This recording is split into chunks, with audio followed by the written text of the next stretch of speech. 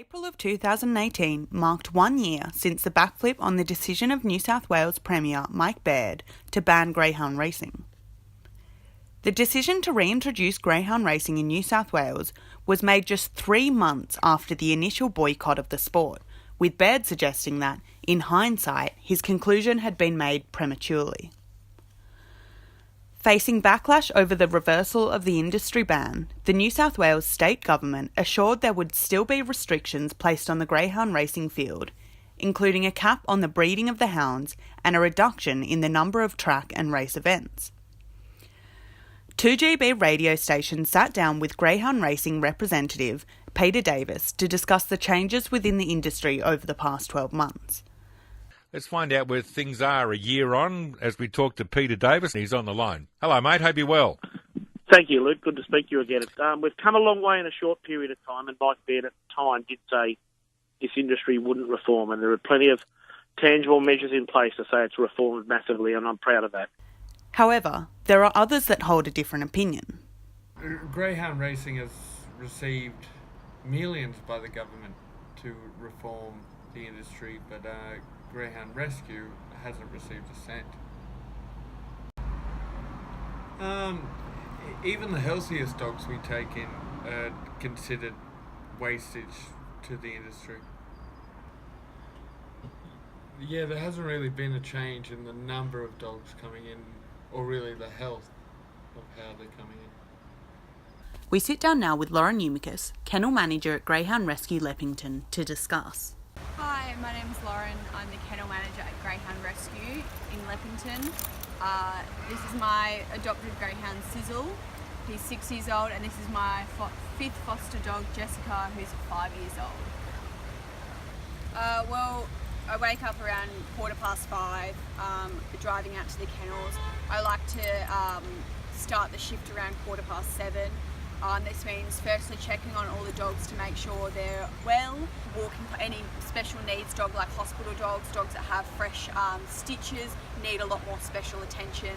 So you have to walk those dogs whilst maintaining that all the kennels are getting cleaned. There's a lot that goes on behind the scenes rather than just, walking the dogs and that's it.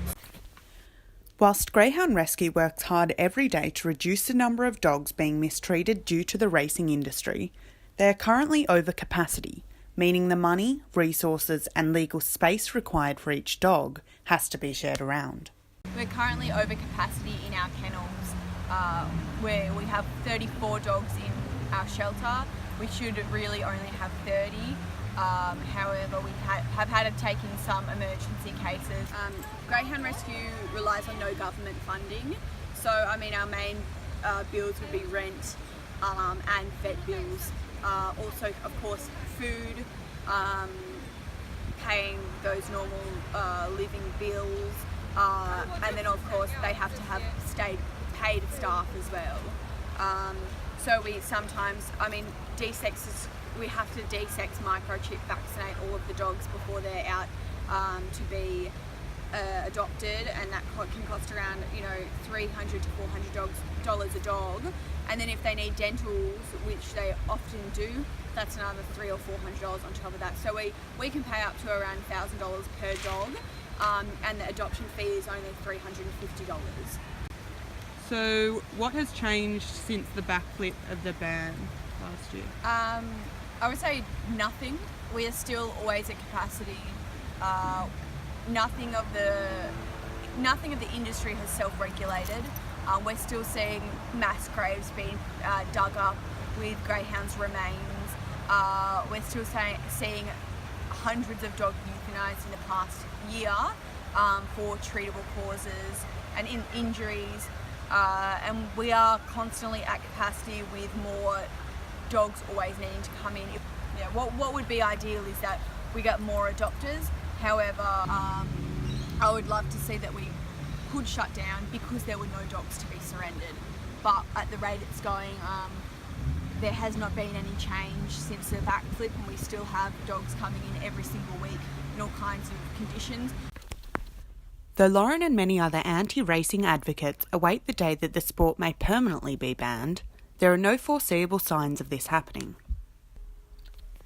Amelia Crawford, Channel C News.